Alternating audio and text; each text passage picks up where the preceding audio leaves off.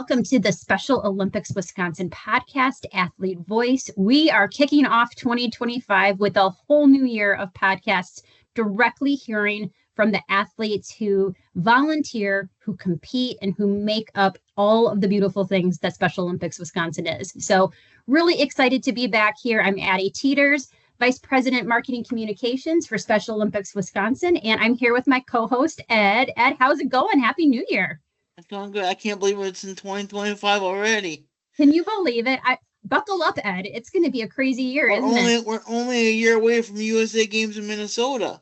I know. We have so much to talk about this year, and we're really kicking off with a fun first of the year podcast. So Ed, why don't you introduce our two special guests that we have today? Jake and Lori Casper. And Jake and Lori Casper, mom and son duo. Welcome, guys. How are you guys? Good. No complaints right now. Now, Jake, let's start with you. You are a Special Olympics Wisconsin athlete. How long have you been involved with Special Olympics? Since I was in 6th grade. That is awesome. And Lori, how did Jake get started? What kind of motivated you guys to get rolling with this organization? We heard about it when he was exiting 5th grade from Brooklyn Elementary, and they let us know that there was Special Olympics starting in the middle school. And he always wanted to do sports, and I was a little leery about some of the regular sports that were around for him. So we thought we'd give it a try. So he started his 6th grade fall with bowling. So he was 12 and he's 37 right now. So it's been a wild ride. And Jake, do you remember that first event and how you felt after that? I felt good. Yeah, what did it feel like to be included and to be a part of something like that, Jake? Being included would mean a lot to me. I met new friends. I bet. And Lori, you know what you were saying before, like you were a little leery about having your son participate in some of the mainstream sports that were happening at the schools. And talk about that, like, you know, as the parent of an individual with intellectual disabilities, I'm guessing that there's a lot that you're leery of, and I'm guessing there's a lot that you're always fighting for. And what were those emotional kind of reservations or feelings about, okay, we're going to take this leap, we're going to start getting involved in Special Olympics? How does that feel as a new parent starting to be a part of the movement? It felt awesome that there was something he could do outside of just some stuff with the family. So for him to join Special Olympics gave him the chance to succeed in sports and make new friendships. His first sport, bowling, he was able to go to all the practices, but he couldn't compete. Why couldn't you compete? Got mother. What did I not do? Turn the physical form in. I missed the deadline for the physical form for his very first sport, but he was still able to participate in all the practices. At that time, he just couldn't compete. So I'm like, lesson learned. And so any of the other parents out there, when they talk about those medical deadlines, they're really important. It was a big thing, and you really don't think much about it until they say, oh no, this is a sport like any other, and you need to get those things in. Like I said, we were brand new to it. We didn't understand all those rules. And I think it has grown and it's become there's more awareness for it now. How have you seen Jake grown through having an outlet for Special Olympics over the years? Jake's always been very social, and anybody that sees this and knows Jake knows that already. But it even made him more social, more involved. He was able to exceed. His sports are bowling, basketball, golf, powerlifting, softball, bocce. And he's also you've done swimming. Swimming. I think there's one more. But anyway, it just has opened everything up. And track and field. Oh, yeah, sorry. Oh, that's right. And so he has grown so much and succeeded in so many sports. He did the pentathlon and got a gold medal at state. Best word is just blossomed under Special Olympics. He has made friends in Madison and Milwaukee and throughout the state that he's met now. And actually even some of the global messenger trainings and that have occurred, he's met people throughout the United States now. And Jake, one thing you're like your mom said, you are a social person, but I've always thought that one of your superpowers too is you have such a great way of making other people feel special. Like when I get to run into you at one of the state tournaments or think you have this way of making everyone feel around you like they're the only person in the room. And you just really are so intentional and you just make everyone around you feel special. And why is that important for you, Jake? I mean, you're so nice to everybody. Like, how do you do it? It comes natural. Yeah, I think Addie, because I can come first experience, he takes the time to talk to you, whether it be a minute or 2 minutes. He takes time to talk to just you. Yes. It's like there's nobody else in the room. It's just you and him talking, having a conversation. That's what I like about Jake is because he'll just focus on you and nobody else. There could be a bowling tournament going on around you or an event, but he'll take the time just to talk to you. And not too many people have a skill like that, Jake. So that's a skill that I wish I could have more of. Well, what's one of our things that we've always said, Jake, how to treat people With respect. with respect and treat them how you want to be treated, right? Yes. Well, and I got to see Ed and Jake. I got to see you guys get reconnected at state bowling this year. And Ed often talks about, because Ed's in a wheelchair, that sometimes, since he's not always at eye level with folks, they sort of forget to include Ed in the conversation. And that was one thing that I noticed at state bowling is Jake paused and made sure that he included Ed in a little group conversation, and you talked to Ed. And that's, again, when I see those things happen, the best way I can describe it is it's superhero stuff. It's superpowers, because people in everyday walks of life can't do that, and they don't do that. So the fact that you are aware of people like that, Jake, is pretty fantastic. Yeah, learning from experience going to camps in the summertime in the past. Right. And you have to meet so many new people and you got to connect, right? Yes. So, Lori, what is, I know you've been involved in so many different facets of Special Olympics, from just as a parent and as an advocate, but also with your career in law enforcement and our law enforcement torch run committees. So your work has been really expansive. And I know that every parent and guardian has a different capacity about how much time they can give. But what would you suggest to maybe a new family joining Special Olympics Wisconsin, the importance of trying to get involved as much as you can? From a parent standpoint, I think we in Oregon here in our agency have incorporated parents to help coach, assistant coach. And it's a way not only to see your athletes succeed, but to help the other athletes that are there. It's really, really important, especially when they're younger, to form those connections and to lead the way a little bit too, because your athlete might be a shy athlete. And it's a way to just talk to the other parents. It's a great way to brainstorm with the other parents. And now that Jake lives on his own, he even has friends that they have little parties together.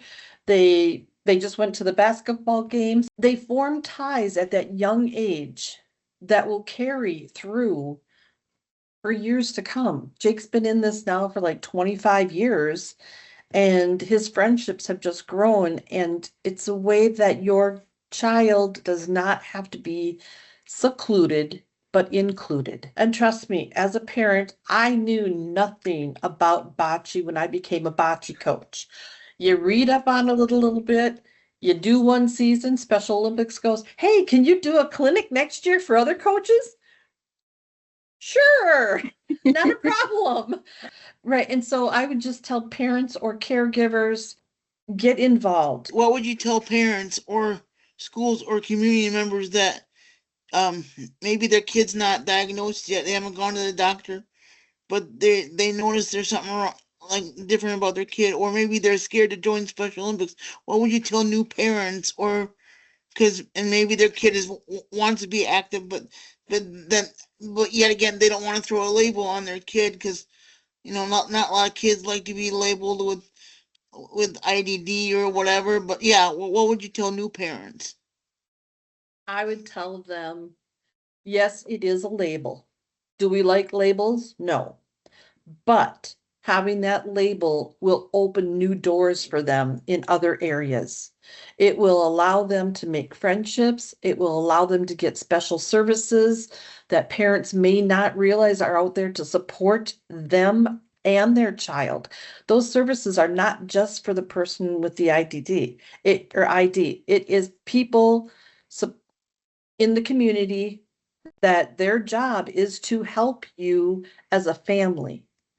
Get out there, get your child diagnosed. One thing, we did a neurological quite a few years ago now on Jake. And when they first were having him doing his reading, they were like, you know, we just didn't see anything when he was first reading. But when they got to comprehension, they were like, now we know.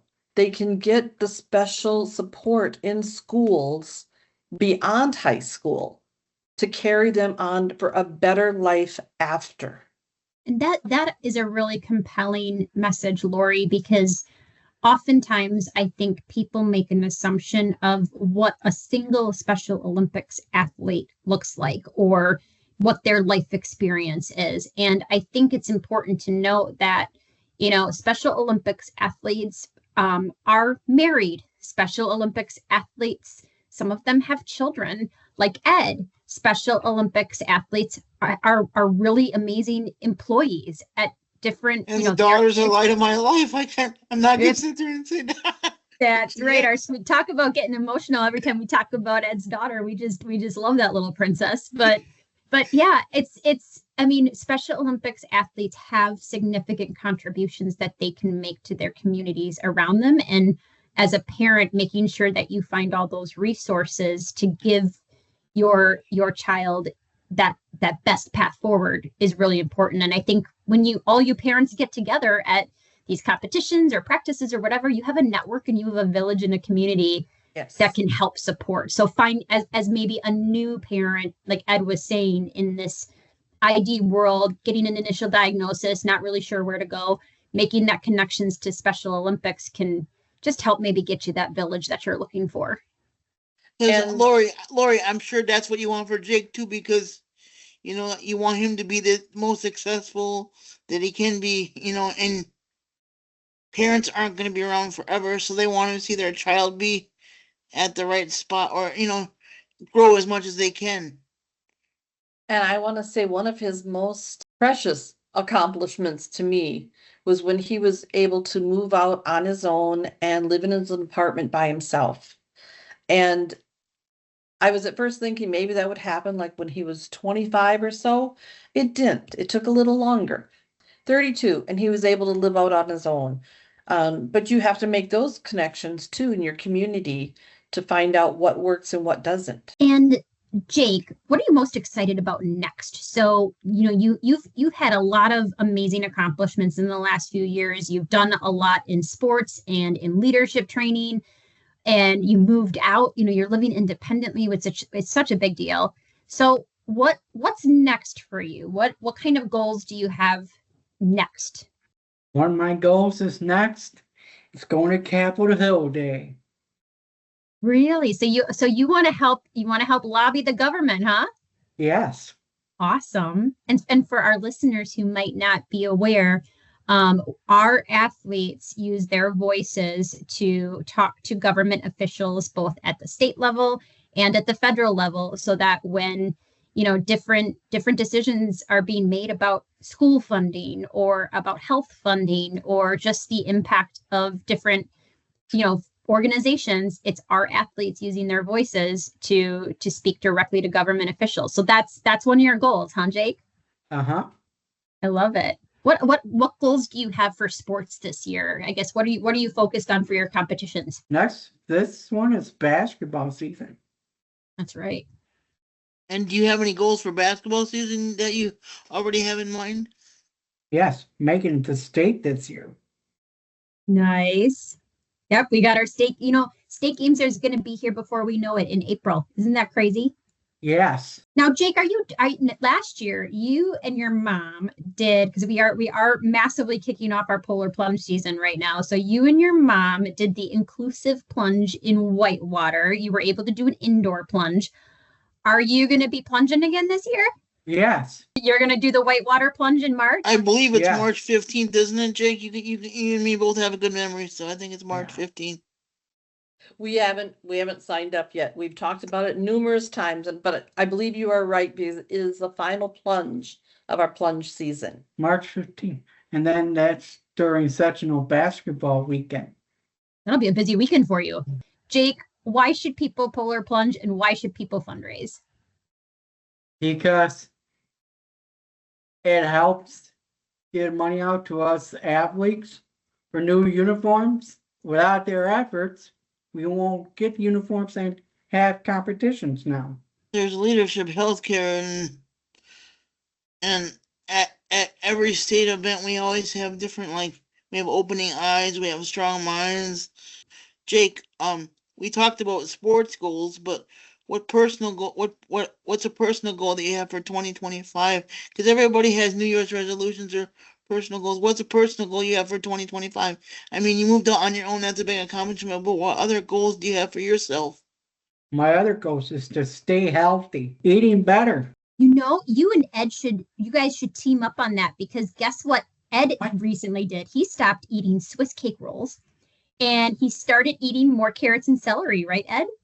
Yep, and I don't drink soda anymore, but right now, if I have one, I only have one a week, and I used to have 4 a day, Jake. So Oh. See, and Jake's never had soda. He does not like soda. Well, see, you're already one step ahead then, Jake. I made homemade soup with leftover vegetables. That's fantastic. Sometimes just making those real small changes can have a huge impact. So that's great work, Jake. I'm really proud of you. There's somebody out there that is thinking of joining a Special Olympics, or a parent is thinking, oh gosh, should I get my child involved, or my adult child? Jake, what would you say to convince them to start joining and hanging out with us at Special Olympics? I have to say, come to the first events. They're held the first of the year. It's a great idea. If you just come, I think it's infectious, isn't it? You show up and man, is it fun. And it's not just fun for the athletes, it's fun for the fans, the parents, the coaches. And the volunteers too. I think say, yeah, we always tell folks, just volunteer once and you'll be hooked. I know that Special Olympics has helped Jake grow, but do you ever think it would make him grow that much to see him where he's at today? Well, I've always wanted best for all of my kids. And the other two are just excellent, where they can fend for themselves. They can always call mom and dad and ask for advice and that type of stuff. For Jake, first of all, he's stubborn and doesn't always think he needs to ask for advice. But he has asked, and if it isn't just us, it could be a coach or another parent or one of his other Special Olympic friends.